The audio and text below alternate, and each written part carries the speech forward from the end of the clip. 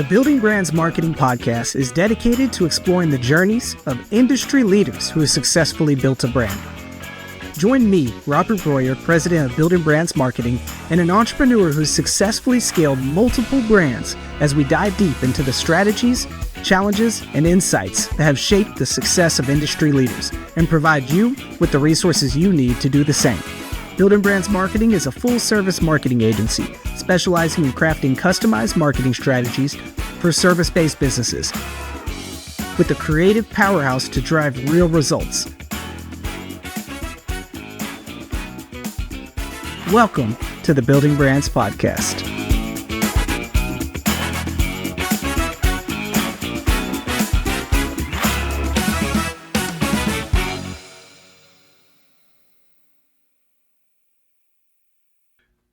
Welcome to the Legal Leaders series of the Building Brands Podcast. Today we have two special guests, Jenna and Rick Fletcher, co-owners and attorneys with Fletcher and Fletcher criminal defense attorneys. Welcome. Welcome. Thank you. I am excited. This is our first episode to have two co-owners on the show together. And after our prep discussion, it sounds like this is going to be an exciting episode. There's a lot to talk about. So tell us about Fletcher and Fletcher. How did it start and what makes your practice unique? So Fletcher and Fletcher started in 2018 with just me working as a solo practitioner. At the time, Jenna was still working at the public defender's office. So in 2018, I left my private practice and started the Fletcher Law practice. At that time, I was operating very lean. It was just myself. Didn't have too much of a marketing budget, and I relied a lot on court-appointed cases. So I did that for a number of years, just trying to get my name out there in the leanest way possible. When Jenna joined in 2023, we definitely changed strategies, spent a little bit more on marketing, and it's paid off tremendously. Our firm has grown. Our reviews have grown, and the whole client experience has just gotten better ever since Jenna joined. And now, it's a pretty booming and successful practice here in St. Petersburg, Florida.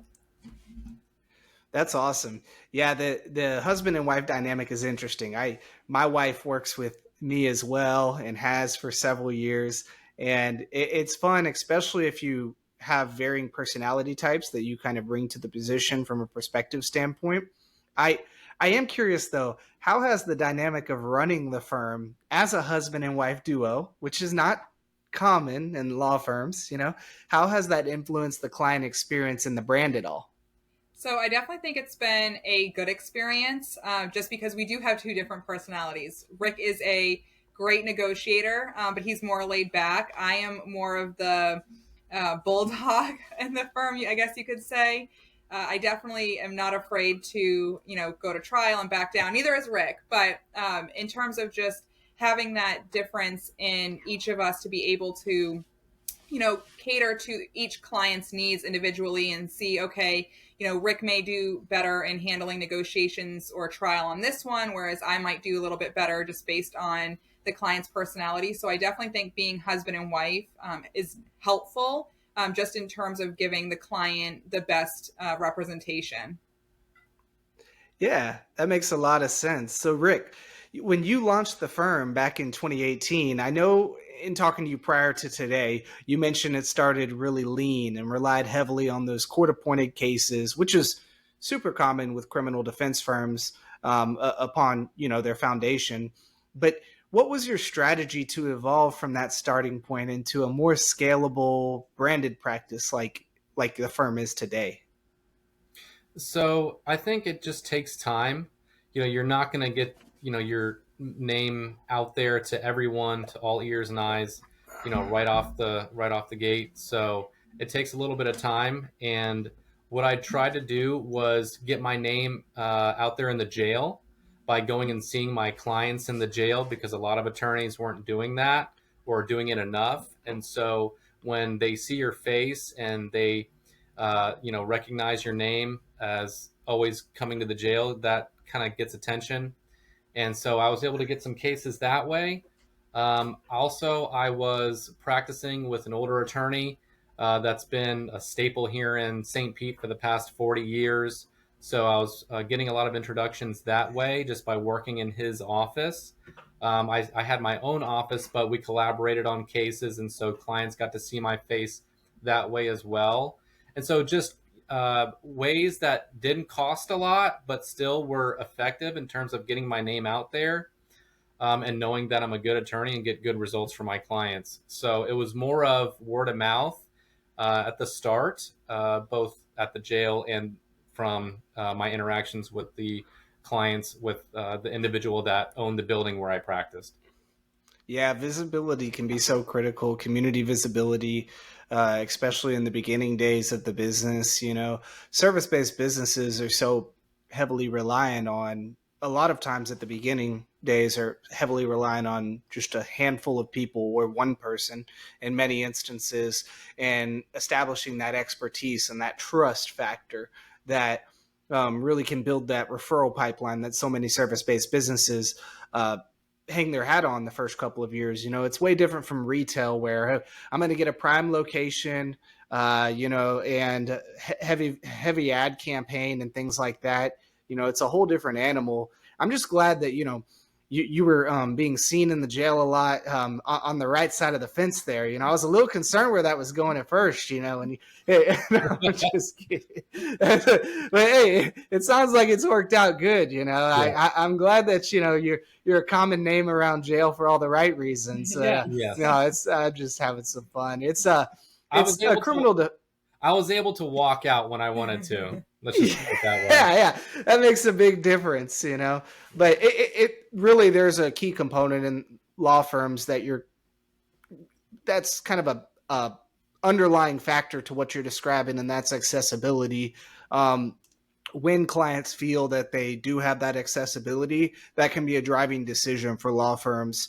That, and a lot of times it doesn't have to be direct accessibility even to the managing partner or the head attorney. It really just needs to be to somebody within the firm, to be able to get answers to their questions. And sometimes it's as simple as there are no updates. But hearing that rather than nothing and silence is more assuring and more, it helps them relax a little bit. So Jenna, last question was for Rick. Let's talk about when you joined the firm a couple years ago, and you have been described as someone that can deal with the more challenging clients and in fact excel in those scenarios. So what does your transition into the firm looked like, and how has that shaped your role within the organization? So I had always known that I wanted to have my own law practice. Obviously, I'm grateful now that I get to have it with my partner. But I wanted to be at the public defender's office for 10 years so I could get my student loans paid off. So it had been in my mind, though, of, how is this firm going to look once I leave the public defender's office? And I think that Rick had a great foundation for the firm, but I definitely wanted to elevate it and make it also feel like part of my own, right? Because Rick had been doing it on his own, but I wanted to make sure that I fit in. So one of the things that we had done was hire a marketing team. And I think it was definitely something that needed to be done. It was more expensive than Rick, had been spending on marketing, but they definitely helped us in terms of building a brand, right? Who are we? How are we going to market our clients? Are we just going to do criminal defense? What are we going to focus on? What is our color scheme? The fun things that we get to, do in building that brand. So I think that was definitely needed. And I was very grateful for Rick for kind of trusting me in making these, riskier moves and taking that leap to get the marketing team to help us get set up. It was a little rocky in the beginning, just in terms of finding a good balance between us and getting systems in place. But I feel like once we started to utilize, those tools and what's out there, such as a case management system, it's definitely gotten us on track to where we are now. Yeah, that's awesome, and it can be a big jump, especially when you're working with an agency for the first time, learning each other. It's really almost like a dating period, learning each other's quirks, and hey, you had to get it wrong a couple of times for to know, hey, we're heading in the right direction. But that sounds like it was a big step. This is completely just off the wall, but just sheer curiosity. Were y'all together prior to starting the firm? or did that happen like in conjunction with, dating, marriage, and all that? So we both started at the public defender's office. So that's where we had met. And then as we started having kids, we wanted, more time. So Rick Yeah. was ready to leave. And so he made the jump first so that we could still get the benefits of being at the state. But once we realized, we could do it, felt comfortable in making the leap too. Yeah, that's interesting. I was just curious. So my wife and I, like I mentioned, we both work in marketing, and she's actually been in the marketing industry even longer than myself. And we're in a relatively small metro pocket here in South Texas called the Crossroads.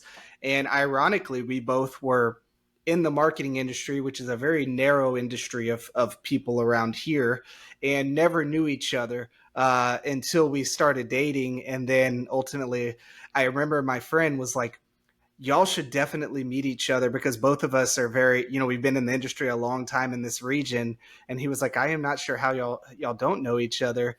And anyway, it was kind of a natural shift to, hey, get her into the business. And she had a great skill set that, like myself, I was like, oh, this is perfect. She's creative, artistic, all the things I'm not. See, I'm the other side of the brain. I'm the analytical guy. I'm the communicator. I'm the negotiator, and it's really interesting because compared to just a coworker or an employee that has the other side of the brain, when you bring a spouse into the business that has the other side of the brain, it allows you to actually better, because you spend so much time with that person, it allows you to better understand that personality type and that perspective, where now I don't look at things the same way that I did back then. Sometimes I take a step back and try to look at it from the creative or the artistic side, the things I am not. When I'm ideating a new idea or conceptualizing something, because I can kind of understand that perspective now better than I could, 10 years ago. And so I like that, having two people behind the scenes, pulling the strings, so to speak, that have different approaches, I think provides a more kind of comprehensive, just business model as a whole. And I know that you both actually have produced your own podcast, Courtroom to Carline, which I think is a fascinating name in and of itself. It sounds like a fun, unique concept. How did that idea come to life, and how has it contributed at all, if so, to your brand visibility? So I love doing criminal law and I love what I do, but I also wanted some other type of outlet where I could not only have to talk about the law, right? I mean, it's what I do on a daily basis, which is great, but there's also another side of me. So, Rick and I would just think at night, what can we do? Is there anything that we can do that's, law related, that can help our business, but gives me that outlet? So we started to throw the idea around of doing a podcast. Rick loves listening to podcasts. So it was like, well, I think we can do this. So we do obviously talk about the law on the podcast, but it also allows us to talk about owning a business, raising kids, just other things that excite us besides the law. Yeah. Yeah, it's a little bit of a creative outlet. Also, the reason I love podcasts for law firms and attorneys is just like marketing agencies, selfishly, it's an opportunity to reinforce your thought leadership, your expertise, to build trust in the middle of the funnel is what I always talk about. It's a big opportunity there. So do either of you have any creative tips for attorneys or entrepreneurs in general thinking about starting their own podcasts or content series? So I think you've got to start with the subject. Like if you're going to make a podcast, the topic of your podcast has to be something other than what you do for work. I think you can talk about work and that's fine, but I think it has to be, you've got to bring something else to the table. So what Jenna and I talk about again is parenting, because we've got 3 young boys. Not only do we reach a wider audience base, but also the attorneys that are listening to our podcast, most of the time they don't want to hear about legal matters because that's what they deal with on a regular basis. They'd rather hear about, Sure. the things that, after we leave the office or after we leave court. And I've had a couple of attorneys even tell me that, hey, I like the guests that aren't lawyers. And so I think, the one piece of advice that I can give is don't just make it about what you do for work. have another side of it that you can relate to a wider audience with. Who picks up the kids from school? I mean, three boys, you're both in trials and courtrooms all day. How do you manage it between the both of you in the busy life of a law firm? So the Google Calendar has definitely been extremely helpful. We obviously share calendars so we can see, who's where at what time. So that's been extremely helpful. I mean, we put everything in there from work to school events to weekends, Same. all in one place, and we both have access to it. Yes. I think if your family lived in Texas, South Texas for that matter, we would probably be best friends because there's a lot of synergy here between your life and my life. So this is pretty cool. I love it. I love it. So your marketing approach is a bit outside of the box. I know in our preliminary discussion, I got to learn a little bit about your use of AI tools to identify, reach potential clients. Can you share a little bit about that to our audience, how that works and how it's helped fuel your growth? So when we started doing the podcast, one of the reasons that we did it was because we knew we could get short form content from that. And that's important because making a video every day consistently is not as easy as it sounds, especially when you're having to take the time to edit it and make it, attention grabbing. So that's one of the things that I was trying to do before the podcast was make videos and post it on social media. Doing that consistently on a daily basis is difficult to do. And so with the podcast, our episodes last usually around 30 minutes. One of the AI tools that we use is called Opus Clip, and that can generate, I want to say 10, if not more, short form reels from that one episode that we can just schedule out on our social media publishing calendar. So that's the scheduling of the posts, and the Opus Clip AI has been tremendously helpful in terms of just being able to put out content on a daily basis. Yeah, so parenting/lawyer hack 101. Find a way to do 2 to 3 things with one block of your time. I love it. Yeah.